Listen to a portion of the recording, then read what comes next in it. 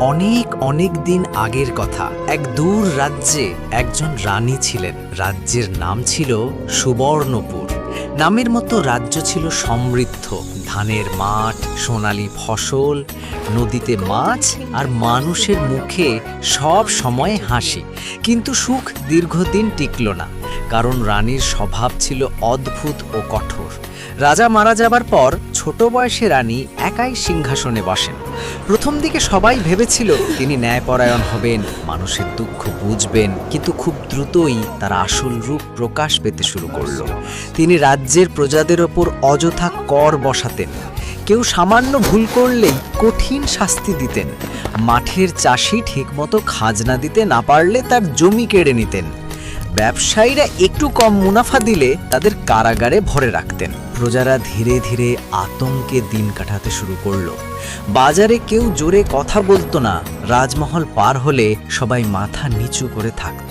রানী গরিবের কষ্ট একবারও বোঝার চেষ্টা করতেন না। তার প্রাসাদের ভেতরে সোনার বাসনপত্র, রঙিন পাথরের গয়না আর রাজকীয় ধ্বজে সব সময় নাচ গান চলত।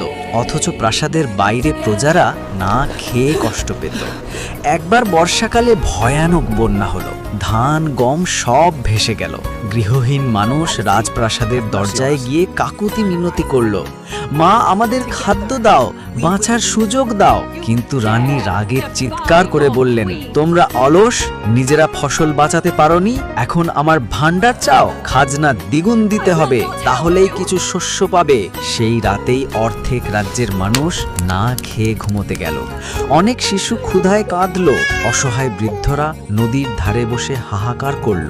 তবুও রানীর হৃদয় গলল না। কিন্তু ভাগ্যের নিয়ম অন্যরকম। অত্যাচার বেশি দিন টেকে না। প্রজাদের ভেতরে ধীরে ধীরে অসন্তোষ জমতে লাগলো। গ্রামের প্রবীণ তরুণ কৃষক আর সাহসী নারীরা একত্রিত হয়ে ঠিক করলো এবার কিছু করতে হবে। তারা গোপনে এক সভা গড়ল। সভার নেত্রী ছিলেন এক সাহসী নারী। অরুণা বললেন, আমরা যদি এক হই তাহলে রানীর ক্ষমতা আমাদের ভয় দেখাতে পারবে না। আমরা মাঠে কাজ করি, আমরা নদীতে মাছ ধরি, আমাদের ছাড়া তার রাজ্য অচল। প্রজারা একমত হলো। পরের দিন থেকে তারা রানীর দেওয়া আদেশ মানা বন্ধ করলো। কেউ কর দিল না, কেউ বাজারে রানীর লোকেদের খাবার সরবরাহ করলো না। প্রাসাদের রান্নাঘরে ধীরে ধীরে খাবার ফুরিয়ে এলো। রানীর সৈন্যরাও ক্ষুধার্ত হয়ে উঠল।